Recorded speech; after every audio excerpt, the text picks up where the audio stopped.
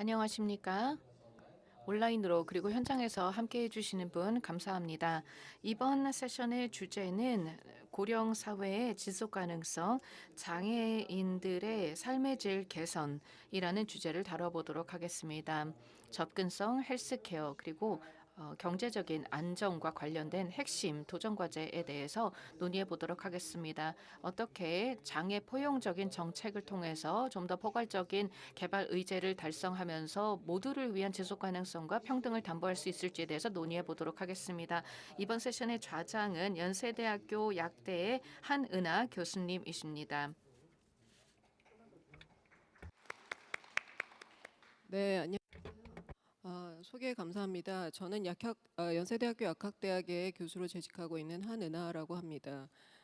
오늘 그 앞선 세션도 굉장히 재밌었는데 이제 저희 세션에서는 SDG 중에서도 굉장히 중요한 모든 그런 어젠다의 연결고리인 헬스, 그 중에서도 disability with aging, aging with disability에 대해서 큰 그림에 대해서 한국적인 시각의 고찰을 한번 해보고 거기에 덧붙여서 이제 제니퍼 교수님, 그 시드니 대학의 제니퍼 교수님께서 이제 글로벌한 그런 정책적인 이니셔티브에 대해서도 이제 말씀을 주시겠습니다. 제가 연사를 그 세 분을 간단하게 소개를 드리고 바로 이제 마이크를 넘기도록 하겠습니다. 첫 번째 연사는 그 국립재활원의 강윤구 원장님을 모셨습니다. 강윤구 원장님께서는 지금 제 오른쪽에 앉아 계시고요. 지금 국립재활원 원장님으로 지금 봉사하고 계시고 국립재활원 가시기 전에는 고려대학교 의과대학의 재활의학과에서 이제 교수로 이제 계셨고 그다음에 근 30년 동안 특히나 이제 재활 분야에서 그러니까 페이션 아웃컴과 퀄리티 오브 라이프에 이제 초점을 맞춰서 활발한 연구 활동을 해오셨습니다. 두 번째 연사는 제 왼쪽에 계시는 전보영 교수님이십니다. 전보영 교수님께서도 이제 국립재활원에 이제 장기간 재직을 하시면서 이런 재활 분야, 특히나 장애인 보건의료 정책에 대해서 굉장히 활발한 연구를 해오셨고 지금은 이직을 하셔서 명지 전문대 교수님으로 재직하고 계십니다.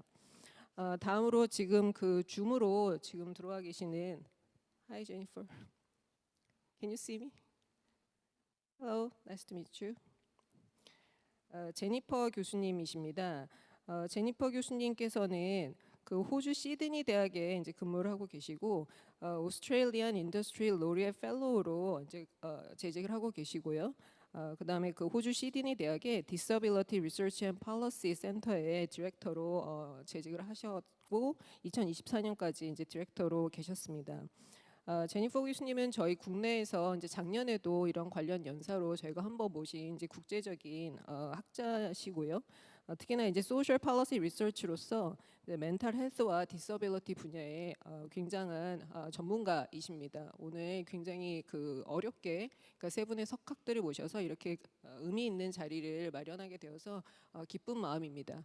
자, 제가 이제 제 말은 여기서 줄이고 다음 첫 번째 연사인 강윤구 원장님께 제가 발표를 부탁을 드리겠습니다. 네, 감사합니다.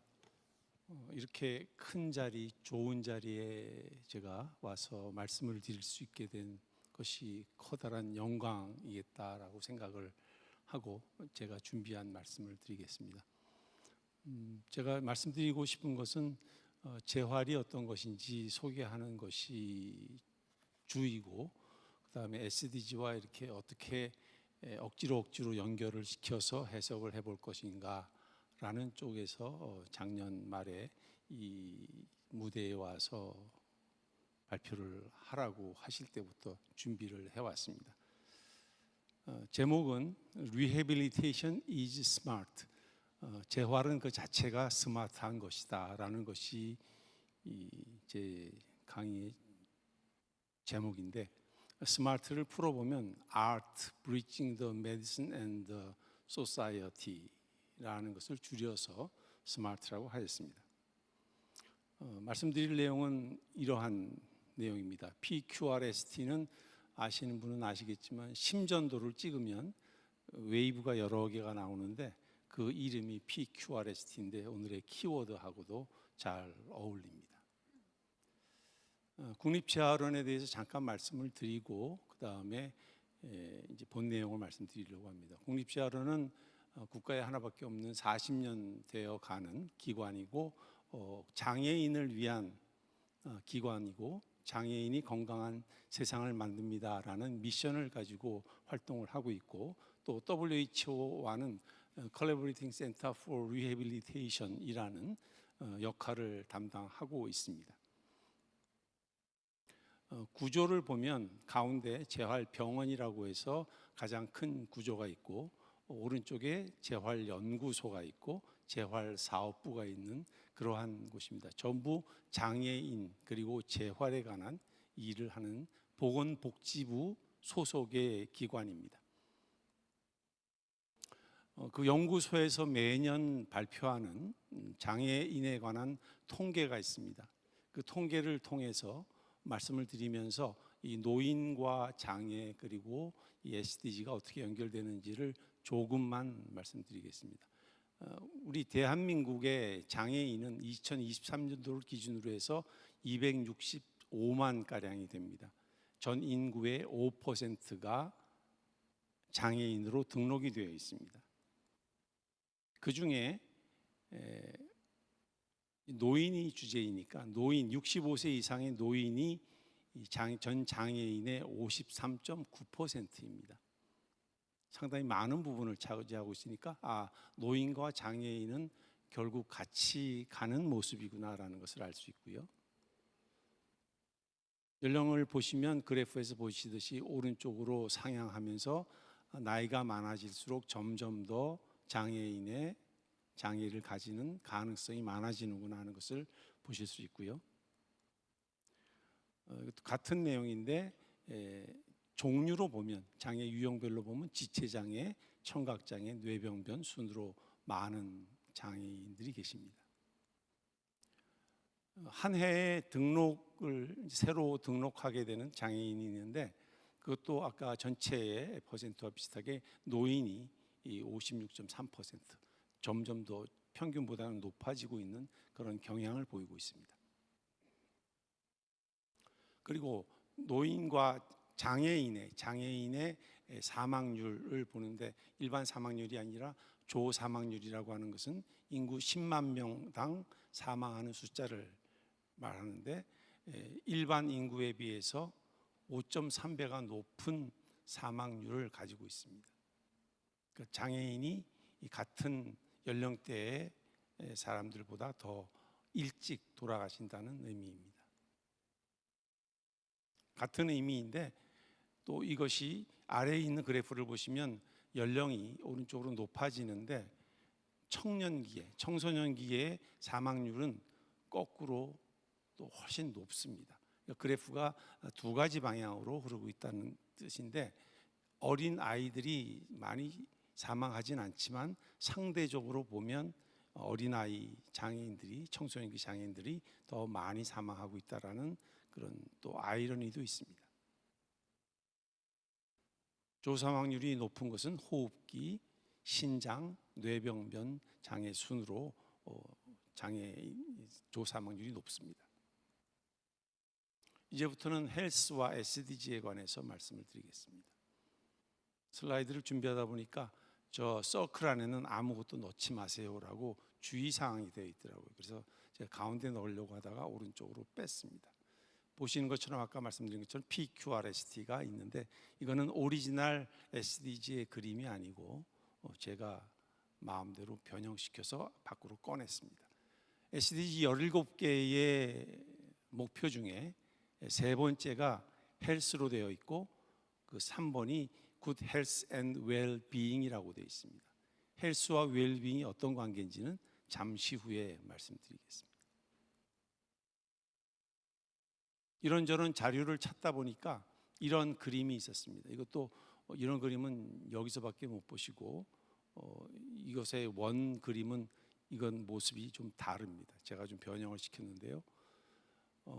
1번이 퍼버티로부터 어떻게 벗어날 것인가 하는 건데 서로 어떤 관계를 가지는 17개의 목표가 있는가 하고 상관관계도를 표시한 것인데 쭉 화살표의 흐름을 쫓아가다 보면 마지막에 3번에 도달하게 됩니다.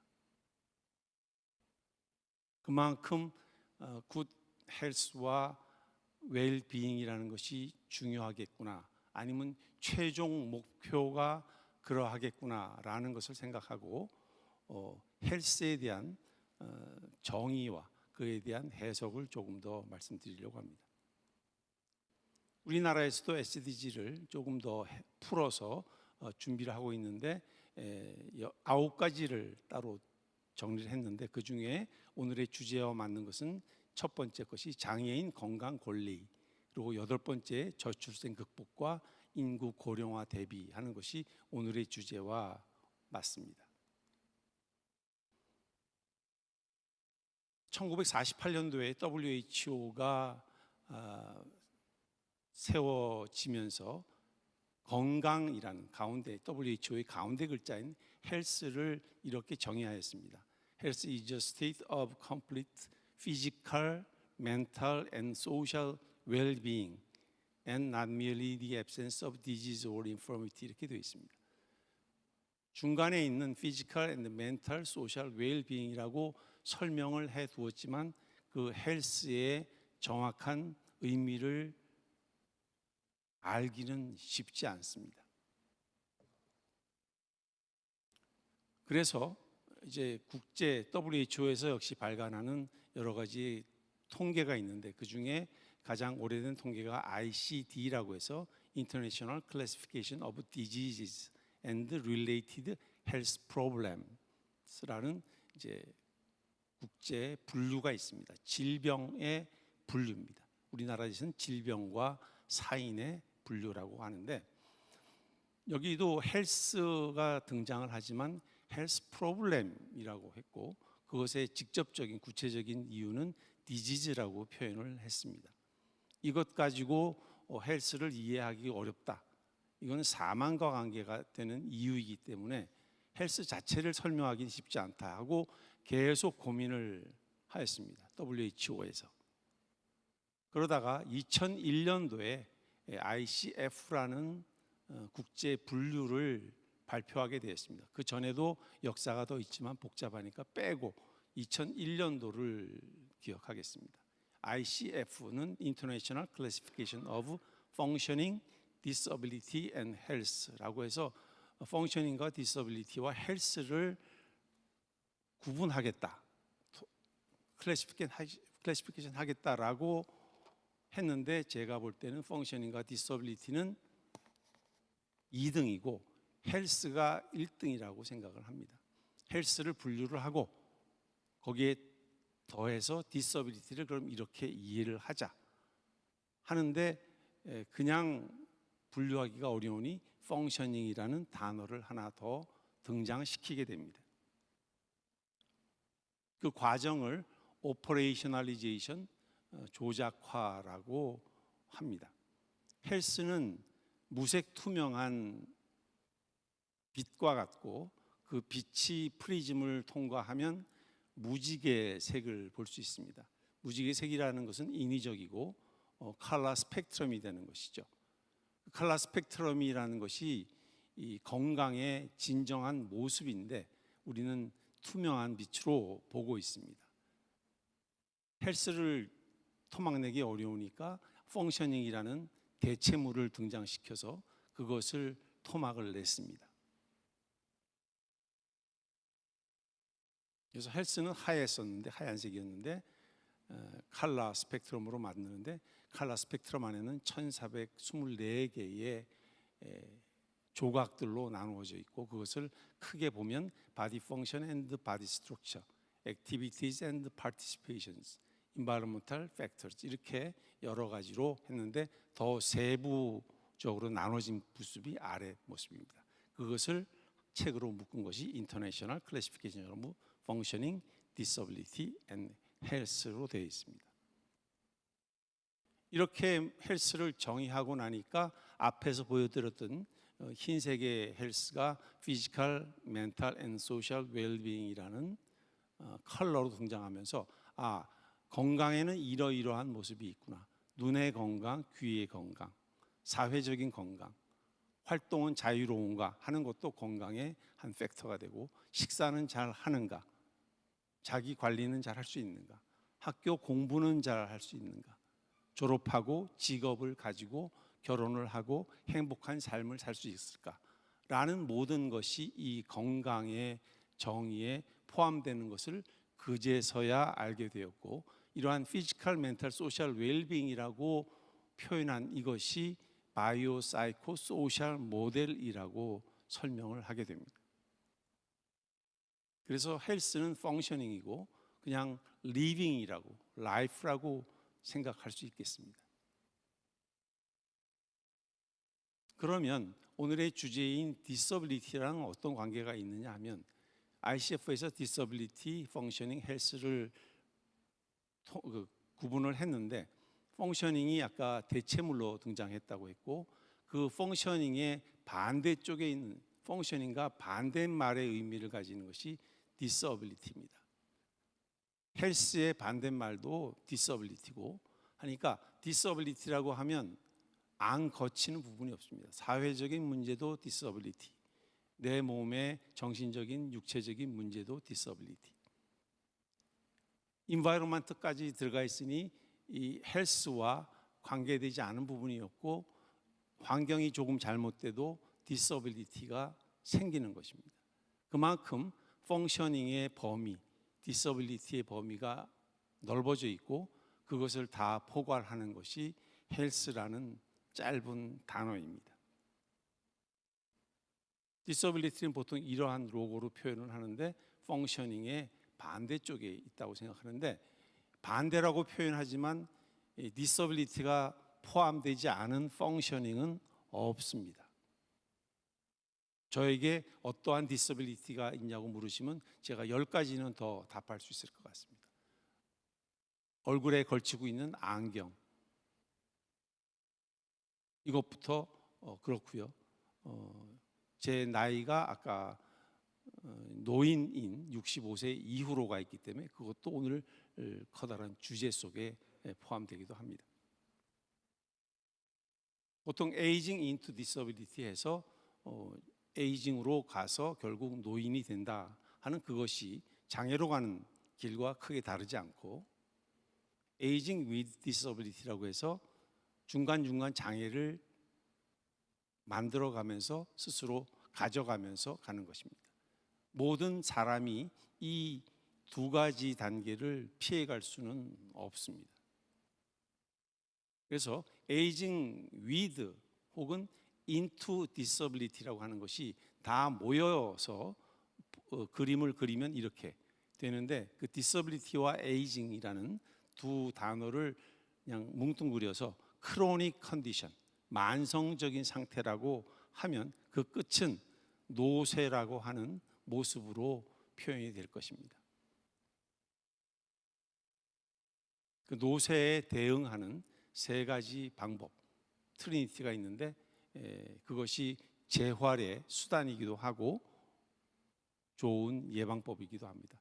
육체 활동과 사회 참여를 해야 하는데, 그 전에 잘 먹어서 영양을 충분히 갖춰야 한다라는 것이 이 트리니티고요. 다시 반복되는 그림이지만 결국 헬스는 펑셔닝이고 디서빌리티고 한데, 그것과 계속 동반해 가는 것이 재활이다 라고 하는 것입니다. 재활의 정의는 사람의 삶과 같이 한다. 리해빌리테이션이라는데, 리자를 빼고 나면 해빌리테이션은 그 자체가 사는 것이고, 리는 다시라는 뜻도 있지만 함께라는 뜻으로 해석을 하면 같이 살아가면서 재활을 하는 것이다. 매일매일이 재활이라고 생각을 할 수 있겠습니다. 재활의 정의는 이렇게 글로 표현이 된 게 있고, 인터벤션이라고 하는 것이 있고, 하나는 메디신 쪽에 있고 하는데, 가장 쉬운 것은 Restore Complete Physical, Mental and Social Well-being, 한마디로 하면 헬스죠. 그러니까 짧게 Restore Complete Health가 리해빌리테이션의 정의이기도 합니다. 리해빌리테이션의 고울은 Improve Quality of Life입니다. Quality of Life를 좋게 하자 또 한 가지는 인디펜던스입니다. 인디펜던트 라이프를 목표로 하는데 저는 인디펜던트 가지고는 부족하고 이제 인터디펜던스를 가야 한다고 생각을 합니다. SDG의 17개의 고을 중에 17번째가 이 인터디펜던스와 잘 어울리더라고요. 그거를 제가 오늘 이 자리에 와서 전 세션을 들으면서 발견한 하나의 또 메시지가 되겠습니다. 그래서 재활을 하는데 재활에서 하는 구체적인 아주 첫 단계, 아주 작은 단계를 저는 이렇게 표현했습니다. 에이징인데 에이지를 같이 가지고 가자. 그럼 에이지는 뭐냐? 액티브 젠틀 엑서사이즈로 생각을 하고 그러면 그 내용이 뭘까 하면 한숨 쉬기와 걷기와 스트레칭하기입니다. 전부 S로 만들어 보았습니다. 이것이 모든 재활의 첫 단계가 될 것 같습니다. 그래서 재활은 장애와 같이 가는 것이고 장애가 없더라도 매 순간 살아가는 그 순간순간이 재활이다라고 생각을 하고 있습니다. 재활은 바이오 사이코 소셜 모델로 생각을 하고 이제 브리징이라는 단어를 어떻게 오늘의 주제와 맞힐까 생각을 했는데 브리징 메디신 앤 소사이어티를 하면 재활이라는 것은 우리 보건과 복지, 헬스와 웰비잉, 웰페어를 어떻게 연결하는가 하는 것을 재활이 담당하고 있구나라고 한 가지를 더 말씀드립니다. 그래서 재활이 스마트하다라고 하는 것은 스마트하기도 하지만 스마트 그 자체이기도 합니다.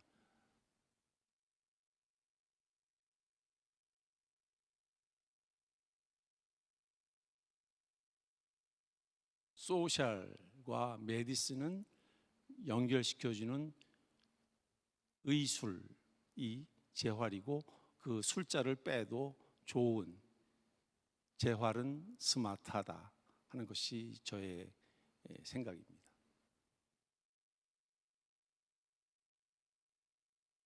네, 감사합니다. 마치겠습니다.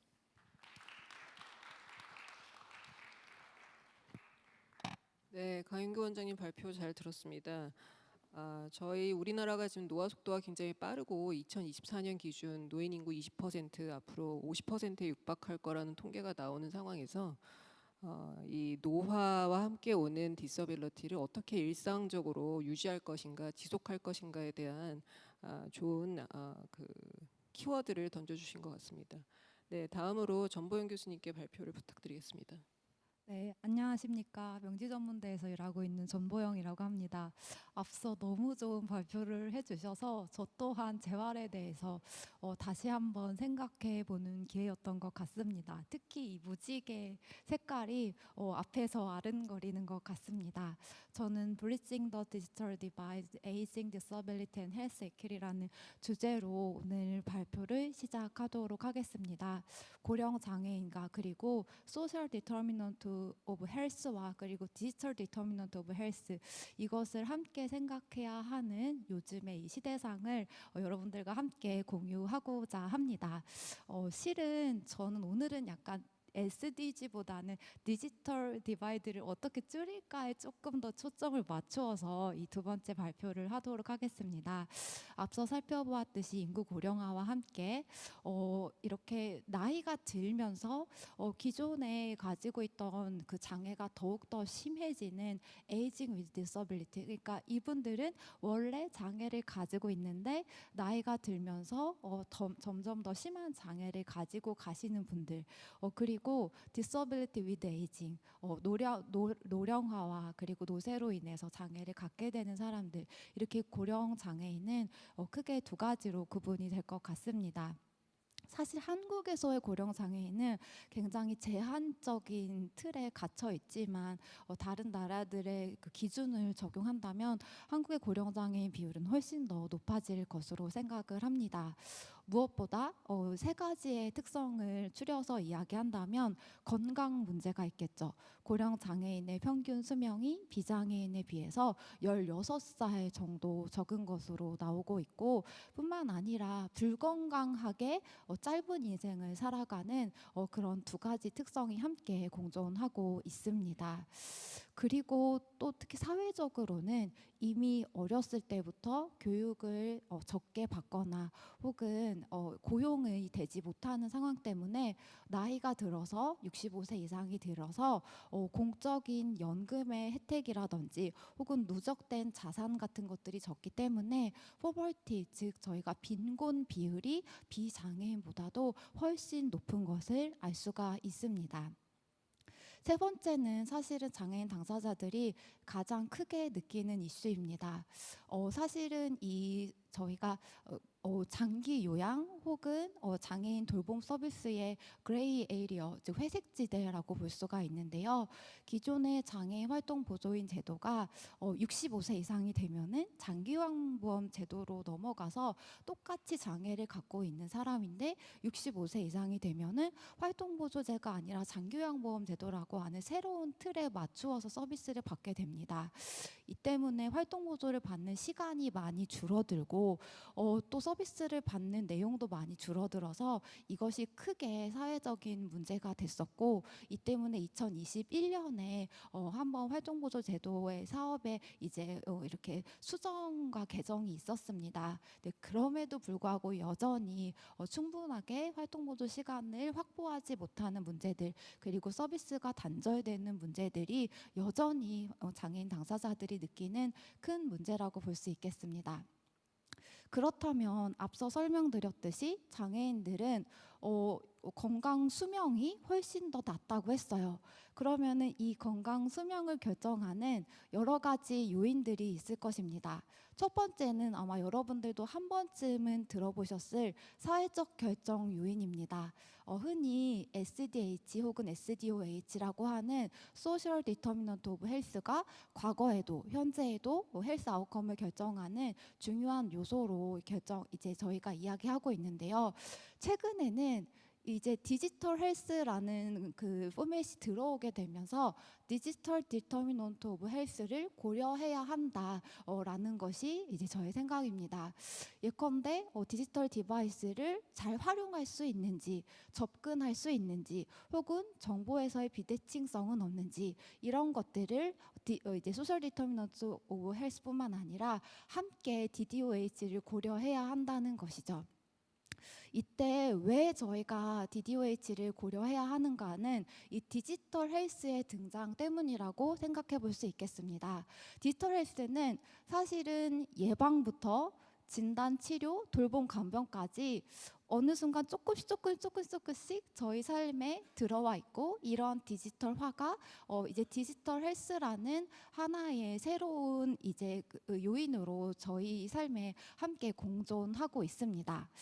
그렇다면 이 디지털 헬스는 누구에게 더 도움이 될까 한번 생각을 해보겠고, 똑같은 장애인이라는 그룹 안에서 누구에게 도움이 되고 누구에게 도움이 되지 않을까를 한번 도식화해 보았습니다.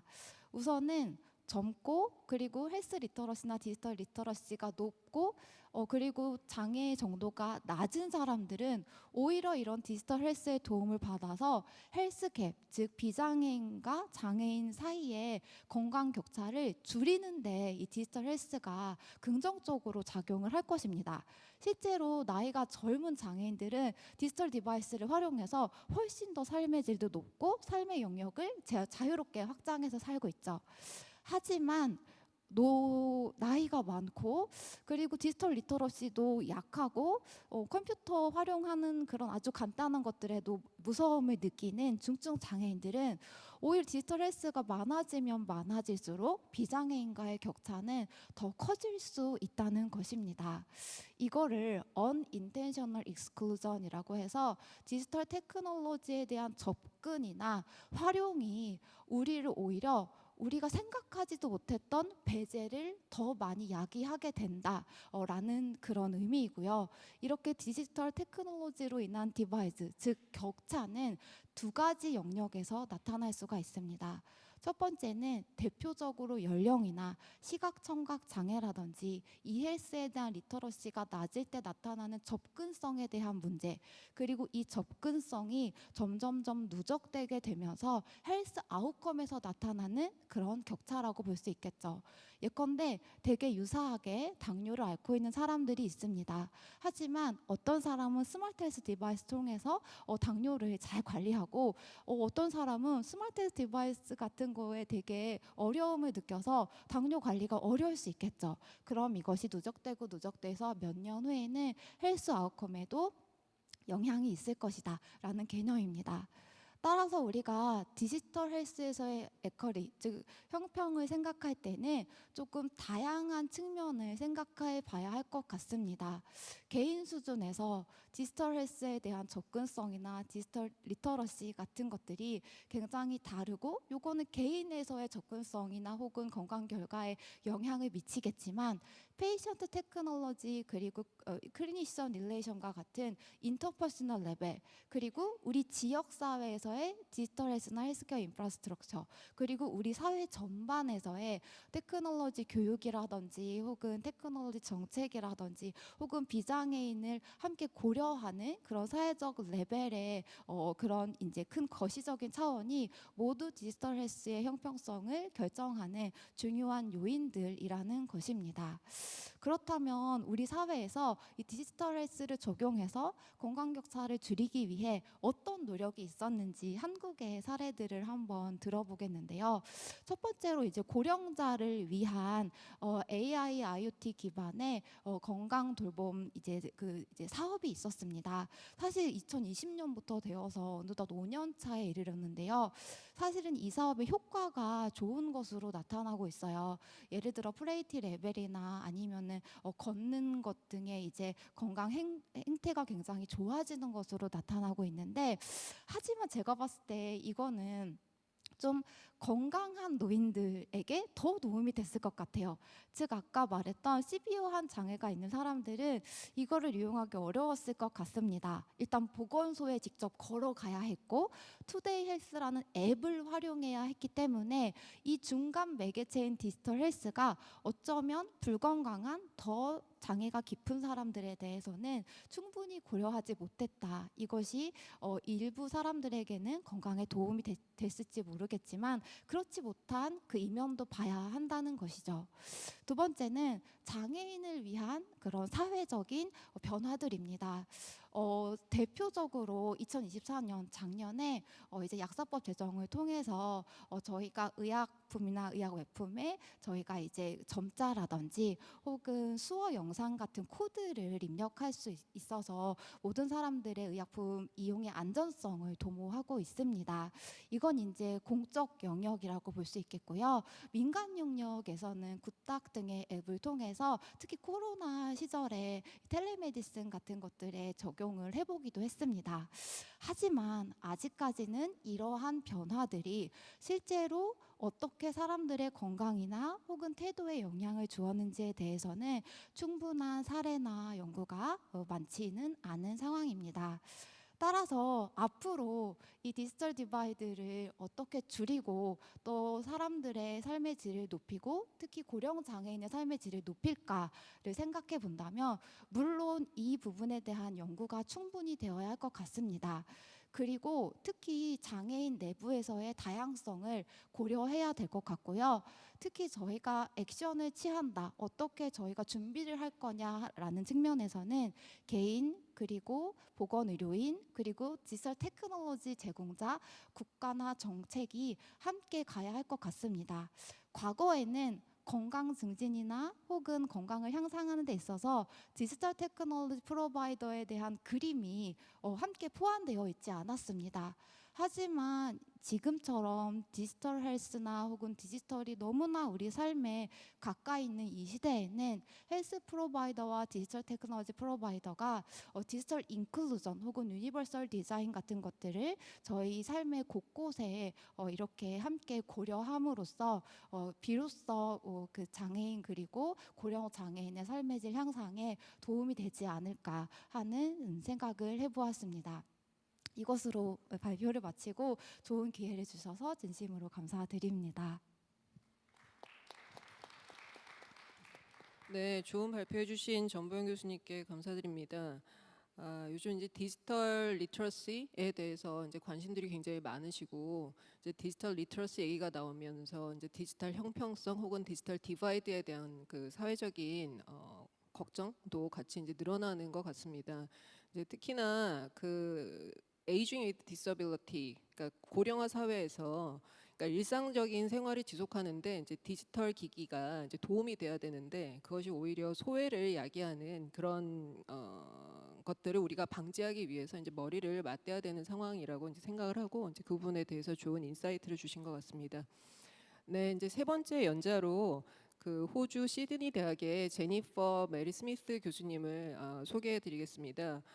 오늘 여기 현장에 참여는 못 해주셨지만 지금 그 시드니에서 직접적으로 이제 온라인으로 실시간으로 지금 접속을 하고 계시고요.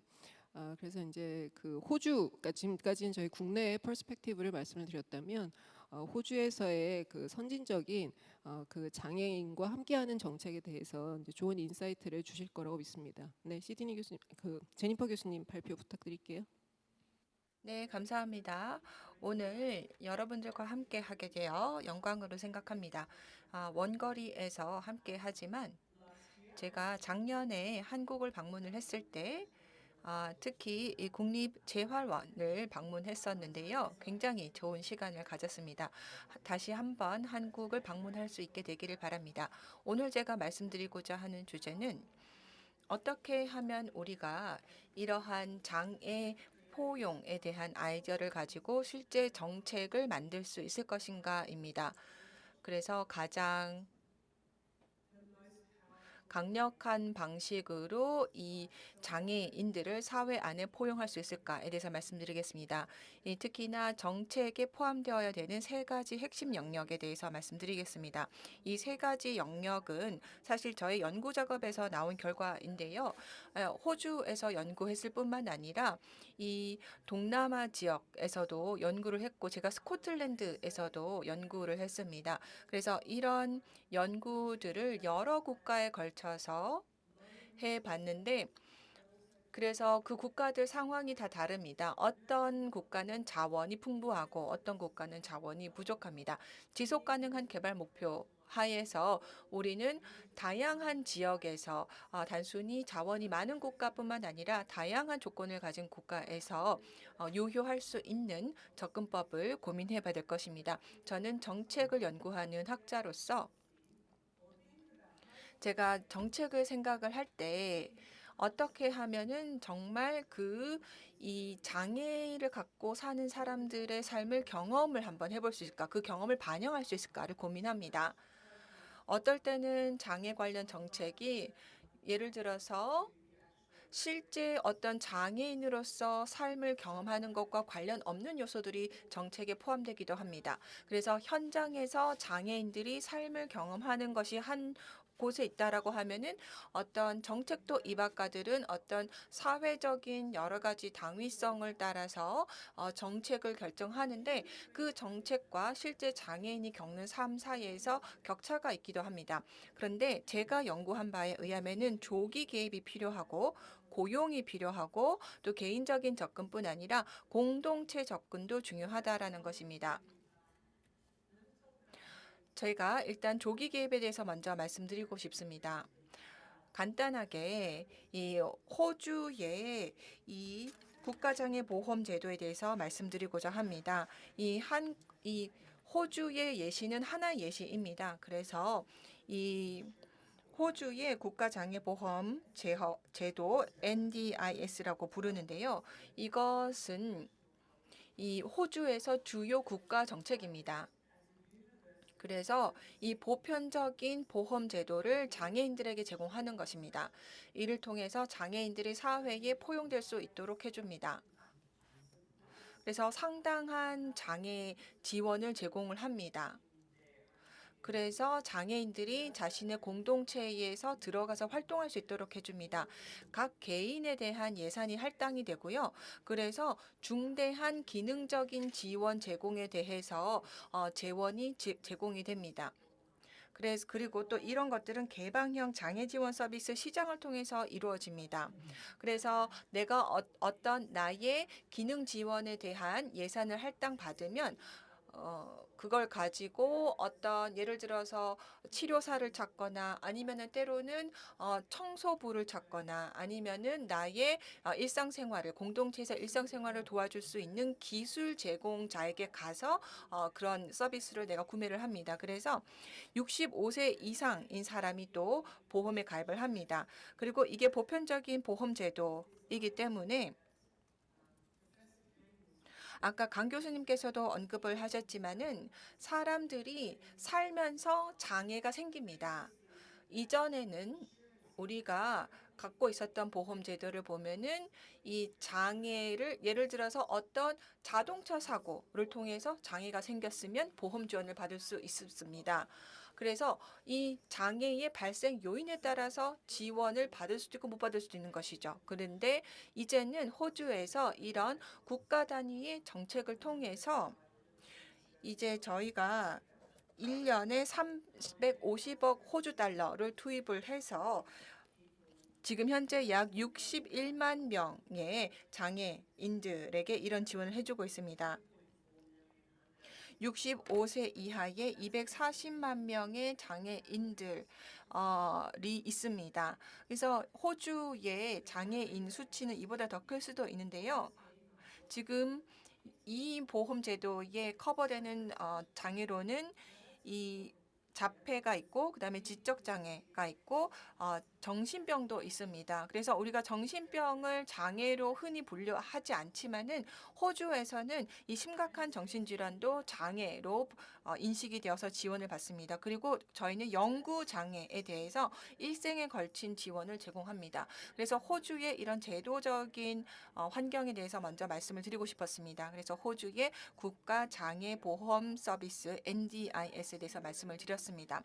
그럼 이제 조기 개입에 대해서 말씀드리겠습니다. 조기 개입이라고 하는 것 사실 또 이것을 위해서 NDIS가 만들어지기도 했는데요. 그래서 인생의 후반에 장애가 생겼을 때 혜택을 받을 수 있을 뿐만 아니라 일단 영구 장애가 생긴 분들에 대해서는 저희가 일생에 걸쳐 지원도 해드리지만은 예를 들어 아동들이 장애가 있는 경우에 발달해 나가면서 장애가 있음에도 더 좋은 발달 결과를 얻기 위해서 저희는 조기 개입을 합니다. 그래서 학교에서도 개입을 하고 또 학생들에게 장애가 있어도 학습할 기회를 줍니다. 그래서 특수교육도 제공을 합니다. 그래서 궁극적으로 장애가 있더라도 이런 시스템 안에서 발달 과정에서 지원을 받아서 나중에는 사회 구성원으로서 일을 할 수 있도록 도와주고자 하는 것이 조기 개입의 취지입니다. 그리고 또 여기에서는 이 장애인들의 어떤 자활 능력, 자급 능력, 그리고 독립성도 함양하고자 합니다. 그래서 일상생활을 스스로 영위할 수 있는 스킬들 도 굉장히 중요합니다. 그래서 이 발달 과정에서 나중에 장애인이 되고 나서 나중에 이런 능력을 배우는 것보다 발달 과정에서 이 조기 개입을 통해서 배우는 것이 훨씬 효과적입니다. 그래서 정부 입장에서도 이 장애 지원을 이 인생의 초기 단계에서부터 제공하는 것이 훨씬 좋은 결과를 얻는다라는 걸 알고 있습니다. 그래서 이 장애 지원 예산을 굳이 인생 후반에만 쓰지 않고 인생 조기 단계에서도 조기 개입의 형태로 지원을 합니다. 그래서 이를 통해서 또 사회 다른 구성원도 장애인들이 자신의 공동체에 참여하고 활동하는 모습을 볼 수 있습니다. 그래서 장애인이 공동체 생활에 참여하는 것이 정상적인 것으로 인식되게끔 합니다. 또 우리가 생각해야 되는 것이 이 전문화된 재활 교육을 일반 학교 교육의 주류로 편입을 시킬 필요가 있습니다.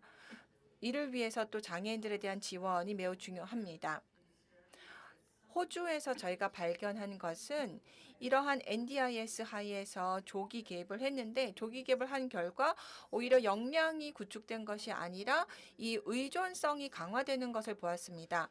즉 저희가 개방형 장애 지원 서비스 시장이 있다라고 말씀을 드렸는데요. 때로는 이 장애인들이 이 시장에서 서비스 제공을 하는 데 있어서 의존을 하기 때문에 이런 장애 지원 서비스 제공자가 장애인들이 계속 존속해야 자기들이 경제적으로 살아남는다라고 하는 이런 묘한 의존 관계가 생기는 것을 보았습니다. 그러나 저희는 장애인들이 그래서 장애인들이 어떤 온전한 독립성을 갖게 되는 것에 대해서 일부 장애 지원 제공 업체들이 조금 우려를 하면서 장애인들과 계속 이런 의존 관계를 유지하고 싶어 하는 경향이 있었습니다. 그래서 저희가 또 때로는 장애인들이 처음에는 좀 특수한 지원을 받다가 이제 나중에 보다 일반적인 지원으로 옮겨가고 일반적인 헬스케어 시스템 안으로 옮겨가게 됩니다. 그리고 또 이 장애 지원 서비스를 보다 주류화함으로써 장애를 가지고 있는 사람들을 지원할 수 있는 사회적인 역량도 늘어날 수가 있습니다. 이런 조기 개입에 관련해서 저희는 이러한 보험에 참여하는 데 있어서도 적절한 가격 설정을 중시합니다. 그래서 아까 장애 지원 서비스 업체들이 그들의 고객인 장애인들에게 경제적으로 의존한다라는 경향이 생긴다라는 말씀을 드렸는데요. 그래서 저희는 그러니까 자금 지원을 하겠지만은 그렇지만 이러한 장애인 고객들이 그 어떤 자활 능력의 결과 면에서 정해놓은 목표를 달성하는 거에 맞춰서 정부가 이런 지원 업체에 지원을 해주겠다라고 하는 것이죠.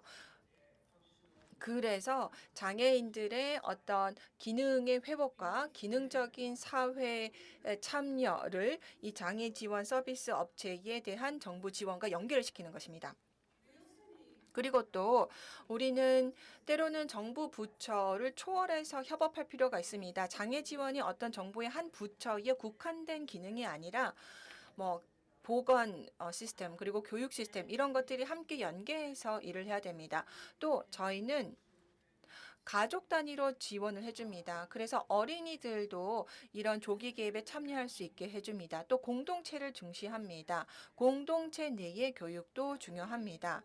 또 다른 중요한 이 장애인을 포용할 수 있는 방법은 바로 고용입니다. 이 장애를 가진 사람들을 고용을 했을 때 그들의 재정 독립성도 도와줄 수 있고 그래서 이들이 어떤 사회복지 프로그램에 의존하는 것을 이제 중단하게끔 해줄 수가 있습니다. 왜냐하면 사회보장 시스템에 너무 의존하면은 결국에는 이런 장애인들이 빈곤한 생활에 머무를 수밖에 없습니다. 그래서 저희가 복지를 제공을 하는 데 있어서 이제 사람들이 이 어떤 독립성을 회복을 하고 그리고 스스로 일을 해서 돈을 벌면서 자존감도 회복될 수 있도록 합니다. 그리고 성취감도 가져갈 수 있도록 합니다. 그리고 이 일터에서 이 장애인들이 다른 사회 구성원군과 인터랙션을 하면서 이 관계를 구축하기 때문에 외로움 그리고 고독감도 해소할 수 있습니다. 보통 장애인들 같은 경우 고립된 생활을 하면서 고독에 빠지는 경우가 있습니다. 그래서 직장에 와서 동료들하고 상호작용하면서 외로움을 덜어낼 수도 있습니다. 그리고 또 이 고용을 통해서 필요한 스킬을 개발하기도 하고 장애인들도 그 스스로 성장하는 것을 경험하기도 합니다. 이 호주에서는 이 장애인들의 실업률이 비교적 낮은 편입니다. 그러나 한 56.1% 정도가 고용이 되어 있는데 장애가 없는 사람의 경우에는 82.3%가 고용되어 있습니다. 그래서 비장애인 대비해서는 장애인의 고용률은 여전히 낮은 편입니다. 그리고 또 그 장애의 정도가 경도인 경우에는 64.6%가 고용이 되어 있습니다. 그런데 이제 그래서 이 장애의 중증도가 경도인 경우에는 이 장애가 없는 사람들의 고용도 비교해서 격차가 훨씬 더 줄기는 합니다. 그래 어떤 경우에는 이 고용주들이 장애에 대해서 충분한 이해를 가지지 못하기 때문에 고용을 안 하는 경우도 있습니다. 그리고 또 장애인을 내가 고용해서 사용하기 위해서는 많은 장애에 대한 이 배려를 해줘야 돼서 그것은 또 회사 입장에서 비용 부담이 발생합니다. 그래서 우리가 어떨 때는 이 강제적으로 장애인을 고용하게끔 할 수도 있지만은 그러나 내재적인 동기에 의해서 자발적으로 사회에서 고용주들이 이 장애인들을 고용하게끔 하는 것이 좋다라고 생각합니다. 그리고 이 호주 같은 경우에 이러한 지역에 따라서 장애가 있는 사람은 정말 활발하게 이 경제 활동에 참여합니다. 그 스스로가 어떤 다른 장애인을 지원하는 서비스에 종사하기도 합니다. 그래서 이러한 이 워크포스 갭도 다룰 필요가 있습니다. 그리고 또 이 장애인을 고용함으로써 또 얻을 수 있는 효益중 하나가 기업의 평판도 좋아진다라는 것입니다. 그리고 또 이 장애인의 고용을 통해서 다양한 시각이 생긴다라는 거죠. 장애인이 고용되어서 사회적인 활동을 하면서 굉장히 훌륭한 가치를 줄 수 있습니다. 저희도 이 연구를 할 때 장애인들을 참여시켜서 연구를 해보면 정말 다양한 시각을 얻을 수가 있습니다. 그리고 또 이 장애인 고용을 통해서 오히려 직원의 충성도를 높일 수 있습니다. 보통 장애를 가진 직원이 굉장히 높은 수준의 직장에 대한 헌신과 충성도를 가지는 경우가 많습니다. 그래서 직원 이탈률도 줄일 수가 있습니다. 그래서 장애인 고용을 통해서 이러한 효익들이 많이 있습니다. 장애인들이 이렇게 경제 활동에 참여할 수 있게 되는 데 있어서는 수요의 역할도 중요합니다. 그리고 또 고용주 입장에서도 장애인을 고용할 수 있도록 독려될 필요가 있습니다. 그리고 이 직업의 성공을 위해서 이 장애인들에 대해서 높은 수준의 교육을 제공하는 것도 필요합니다. 그것들이 주류화될 필요가 있습니다. or sector specific quotas. 그러나 때로는 어떤 딱 정해진 조치들이 있는데요. 경성 조치들, 예를 들어서 쿼타제입니다. 어떤 보편적인 쿼타 혹은 섹터 특이적인 쿼타가 있을 수가 있습니다.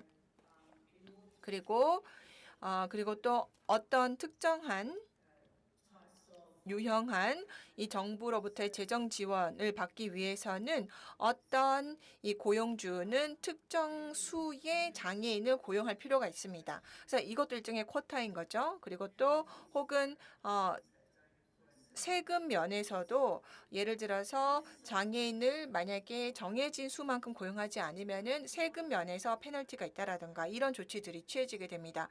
그리고 장애인들이 Discrimination against people with disabilities. 여전히 어떤 사회적인 오점이라던가 사회적 낙인이라던가 이런 것 때문에 고용되기 어려운 경우들이 있습니다. 그래서 또 어떤 장애인을 고용하기 위해서는 고용주 입장에서 비용 부담이 발생합니다. 예를 들어서 이 시각장애인을 고용을 하게 되면은 시각장애인을 위한 여러 가지 또 지원을 해주는 데 있어서 근무 환경에서 비용이 발생을 하게 됩니다. 그래서 이런 것들에 대해서도 정부 지원이 필요하고 그리고 또 이 조직의 어떤 리더들 사이에서도 리더급에서도 장애인이 고용될 수 있도록 문화를 조성하는 것이 중요합니다. 그다음에 마지막으로 또 제가 말씀드리고 싶은 것이 이 개인 맞춤형 지원과 그리고 공동체 중심의 지원 사이에서 균형을 취해야 된다라는 것입니다. 저희 NDIS라는 이 장애 보험 제도에서 말씀을 드렸는데요. 그것은 개별 장애인들의 포커스를 두는 제도입니다. 그런데 그 장애인 개별 주변의 공동체도 중요합니다. 그랬을 때 그 개별 장애인들의 어떤 독립성, 자율성도 훨씬 더 개선될 수가 있고 또 자신이 살고 있는 그 삶의 영역에서 필요한 스킬을 얻는 데도 더 도움이 됩니다. 그래서 공동체의 지원을 받을 수 있기 때문이죠. 그 결과로 이 삶의 질도 개선이 될 수가 있습니다. 그래서 물론 개인 맞춤화된 케어를 통해서 어떤 특정한 니즈가 충족이 될 수 있습니다. 그리고 또 이를 통해서 이 저희가 또 적절한 리소스를 마련을 할 수가 있습니다. 그리고 또 이 공동체 면에서는 이 사회적인 상호작용을 장애인과 비장애인 등 간에 보다 활발하게 함으로써 이 장애인들의 고립도 완화를 시키고 또 공동체 전반의 고립도 해소할 수가 있습니다. 여러 개인들이 공동체 나가서 활동하는 데 있어서 자신감과 편안함을 느끼게 되면은 사람들의 자존감도 높아지고 또 사회에 대한 구성원들의 신뢰도도 높아지게 됩니다. 그래서 또 선순환적으로 공동체가 장애를 가진 구성원들을 지원을 해줄 수가 있게 되는 것입니다. 그래서 이런 것들을 위해서는 공동체를 교육할 필요도 있습니다. 이 정책 틀은 이러한 계열인 맞춤 접근법과 공동체 중심 접근, 공동체 중심의 포용 사이에서 균형을 취해야 합니다. 그래서 보다 포용적인 공동체 형성을 위한 여러 가지 이 실무들이 중요합니다. 이를 통해서 지지를 해주는 환경을 조성하고 장애에 대해서 어떤 낙인을 찍는 것들을 중단을 해야 합니다. 그래서 이런 다양한 종류의 서포트를 커뮤니티 센터를 통해서 받을 수 있다라고 하면 그러면은 그리고 또 커뮤니티 같은 경우는 이 보다 일반적인 수준에서의 서비스를 제공을 하고 그러면은 그것이 개인 맞춤형 지원 서비스에 또 상보적인 관계를 갖는 것입니다. 그리고 이 사회 포용 그리고 사회 참여 그리고 고독감 감소 이런 것들을 이 정부 입장에서는 어떤 정책의 성공을 측정하는 척도로 평가를 하는 것이 중요합니다. 그래서 요약을 하자면은 우리의 공동체는 다양성을 통해서 성공할 수 있습니다. 그래서 이 장애인들을 우리 사회 활동에 참여시켰을 때 사회 전반의 경제적, 사회적 효익이 커지게 됩니다. 그래서 궁극적으로 사회의 헬스케어 비용도 낮출 수가 있고 어떤 사회 전체의 그 기능도 더 개선시킬 수가 있습니다. 그래서 정부는 이 증거 기반한 정책 행동을 통해서 필요한 행동을 해야 합니다. 그래서 저희 학자들이 정책 연구를 하는 것도 이제 이러한 목적을 위해서입니다. 여기서 저의 발표를 마치도록 하겠습니다. 다시 한번 참여할 기회를 주셔서 감사합니다. 그러면은 이것에 대해서 우리가 정책 면에서 어떤 걸 더 할 수 있는지에 대해서 패널 토의를 기대하고 있겠습니다. 감사합니다. 네, 제니퍼 교수님 발표 감사합니다.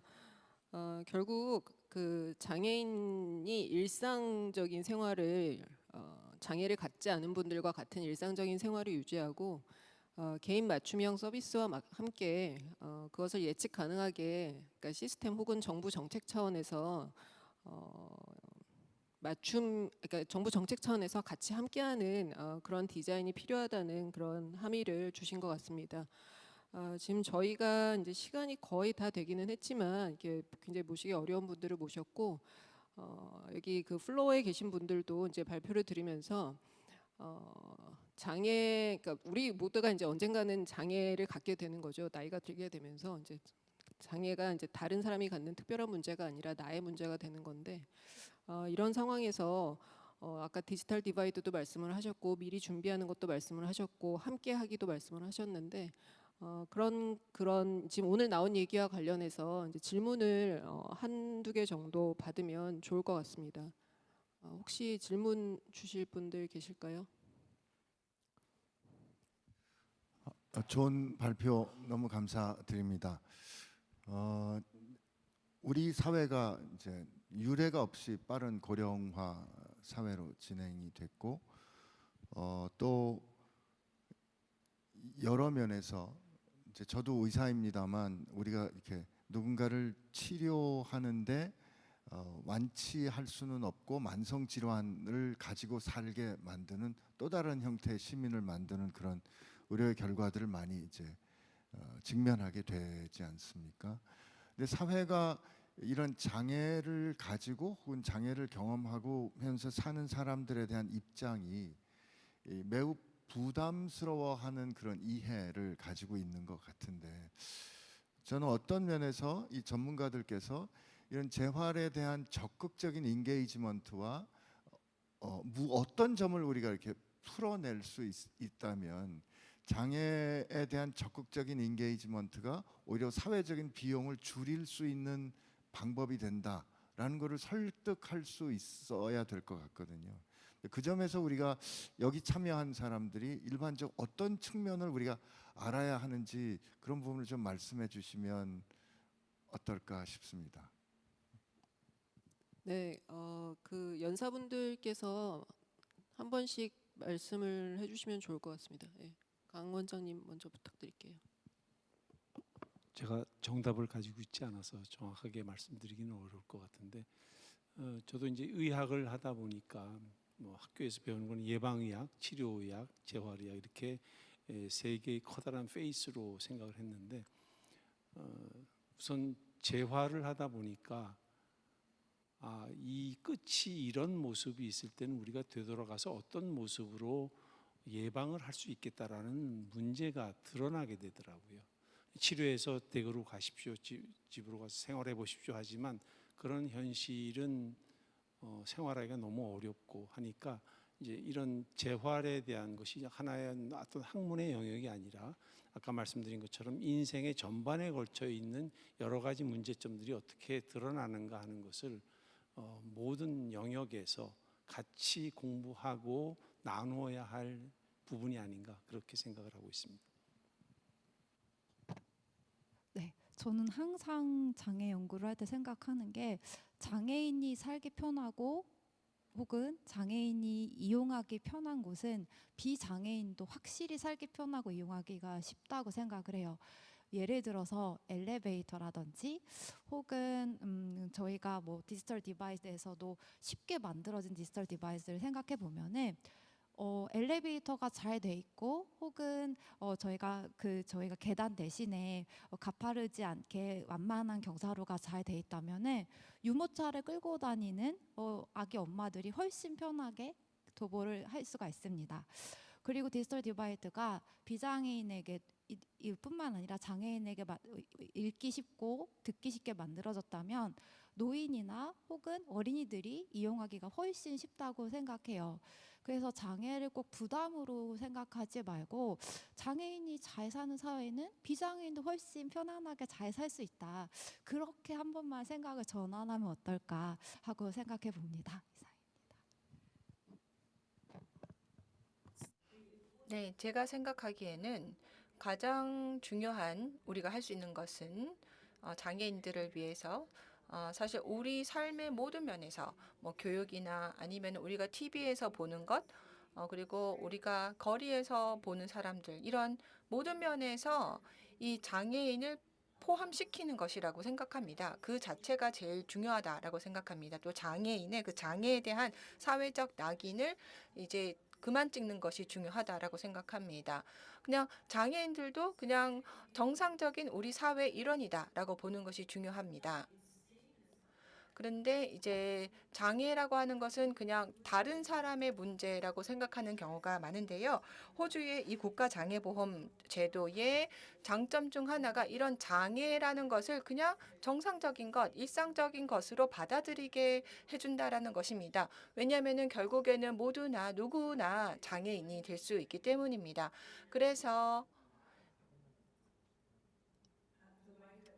우리가 우리의 시각을 바꿀 필요가 있다라고 생각합니다. 사회 전반에서 장애인을 바라보는 시각을 바꾸게 되면은 장애인들도 사회에서 더 많이 참여를 하게 될 것이고 또 어떤 국가의 어떤 미디어라던가 아니면 학교에서도 뭐 정책 입안가들 이런 곳에서 장애라는 문제가 주류화가 돼야 된다라고 생각합니다. 의 의견에 더해서 이제 제가 제 생각을 짧게 말씀을 드리면 저는 그 disability라는 그 단어 안에 굉장히 다양한 특성들이 섞여 있다고 생각을 합니다. 그러니까 선천적으로 장애를 갖고 태어난 분과 후천적으로 장애를 얻는 분, 그다음에 장애의 정도가 굉장히 심한 분과 장애의 정도가 상대적으로 덜한 분. 근데 이제 그런 분들의 특성에 따라서 그러니까 그 대응하는 방식은 굉장히 인디비주얼라이즈 개인적인 맞춤이 돼야 되겠지만 동시에 그분들이 나의 그 디맨드가 맞춰질 거라는 그런 예측이 가능해야 되고 이제 그런 것들은 결국 정부 정책 시스템을 통해서만 이루어진다고 생각을 합니다.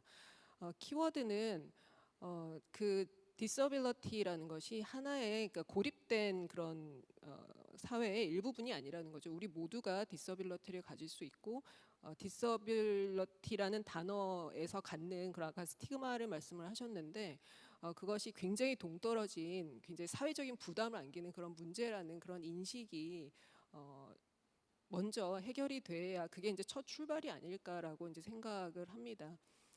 저희가 시간이 지금 12시인데 플로어에서 제가 질문을 하나만 더 받고 없으면 여기서 이제 정리를 하고자 합니다. 혹시 질문들 있으실까요? 네, 저 뒤에 앉아 계신 분.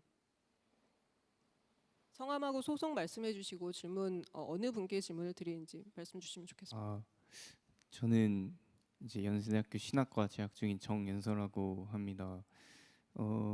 제가 이제 강의를 들으면서 발견한 지점은 이제 장애와 노화라는 것이 사회 비용 부담이라는 인식이는 우리가 모두 동의하고 출발선으로 이 논의를 전개한다고 이렇게 받아들여졌는데요. 혹시 그렇다면 장애 분들과 그다음에 이제 노인 분들이 사회 참여가 좀 더 활성화되고 하는 세상에 왔을 때 그게 이제 우리에게 가져다주는 혜택이나 기회 를 이제 기회 창출 측면에서 본다면은 어떤 것들을 기대할 수 있는지가 궁금합니다. 네. 그거는 사실 누구한테 여쭤볼지는 생각을 못 하고 질문을 해서 네. 그 화면에 네. 네.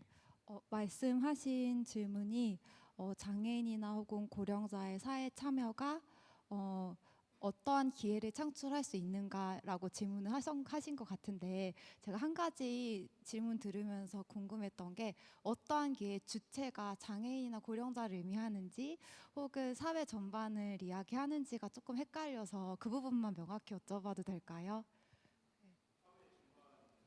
네. 네. 여러분 저는 최근에 여기 바로 근처에 그 마포에서 운영하는 고령자와 장애인이 운영하는 이렇게 커피와 그리고 빵을 파는 카페가 있어요. 그런데 그런 것들만 생각해 보아도 사회적으로 가치를 창출하면서도 사회 참여를 도모하면서도 일하는 즐거움에 대해서 많은 사람들한테 긍정적인 가치를 부여할 수가 있잖아요. 그런 것도 있고요. 또 예를 들어서 이 부분들은 좀 경증의 장애겠지만 중증의 장애를 가진 사람들일지라도 예를 들어 자신의 생각을 표현할 수 있는 디지털 디바이드를 통해서 책을 쓴다거나 혹은 자신의 경험을 나눌 수 있다면 이런 것들이 또 그렇지 않은 사람들에게 긍정적인 동기부여라든지 혹은 이를 이렇게 사회 참여에 대한 긍정적인 생각을 하게 할 수 있을 것 같아요. 그래서 그런 측면에서 전반적으로 도움이 되지 않을까 하는 생각을 해보았습니다. 네. 네, 혹시 제니퍼 교수님 의견 주실 상 호주의 경험을 바탕으로 주실 수 있을까요? 네, 제가 생각하기에 가장 중요한 것은 이 장애인들과 대화를 하는 것입니다. 그래서 장애인들이 정말 필요로 하는 게 뭔지 이해하는 것인데요. 앞선 코멘트 연결해서 말씀드리자면 저희의 스태프 멤버 중에 일하러 와서 근데 이제 원격 근무를 해야 됐었던 때를 생각을 해보시면 그래서 대면으로 업무를 하기가 어려웠을 때 그랬을 때 사실 이 장애를 갖고 계셨던 분들이 최상의 성과를 보이시더라고요. 근데 그래서 어떨 때는 정말 어떤 지금 당장 내 앞에 있는 어떤 가지고 있는 어려움을 걷어내고 내가 직접 마주하지 않으면은 몰랐던 능력들을 갖고 계시는 분들이었습니다. 그래서 저희의 연구 작업도 좀 다른 방법으로 할 수 있겠다라는 생각도 해봅니다. 많은 사람들은 흔히 내 업무 방식을 바꿀 생각을 잘 못합니다. 근데 우리는 일하는 방법을 바꿀 수 있습니다.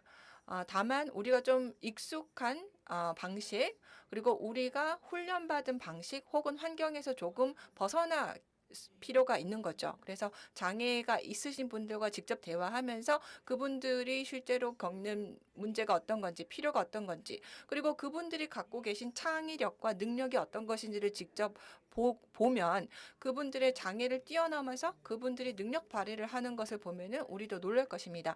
그리고 디지털 혁신 면에서 한국이 정말 잘하고 있습니다. 한국이 디지털 혁신 선두 국가입니다. 그것이 또 장애인들에게 도움이 될 수가 있습니다. 제가 작년에 한국을 방문했을 때 정말 많은 것을 배워서 호주로 돌아왔습니다. 한국이 이런 면에서 너무 잘하는 것을 보고 많이 배웠습니다. 그래서 그런 것에 대해서 또 장애가 있으신 분들과 대화를 하고 장애인들이 실질적으로 뭘 필요로 하는지 이해를 하고 이것이 또 사회 포용을 위해서 필요한 단계라 생각합니다. 것에 대해서 이제 답이 충분히 되셨지 않고 굉장히 어려운 문제입니다. 어려운 문제고 저희가 이제 숙고를 해야 되는 문제인데 지금 저희 세션이 조금 이제 시간이 넘었고 이제 배도 고프시고 이제 오후 세션도 준비해야 되는 이런 상황을 고려해서 제가 이제 이번 세션은 더 많은 질문들을 가지고 계시겠지만 향후에 다른 방법으로 소통하는 것으로 하고 오늘 세션은 지금 여기서 이제 종료를 하고자 합니다. 끝까지 남아서 경청해주신 여러분, 토론에 참여해주신 모든 분들 연사 세 분께 감사를 드립니다. 네, 감사합니다. 네, 대단히 감사합니다.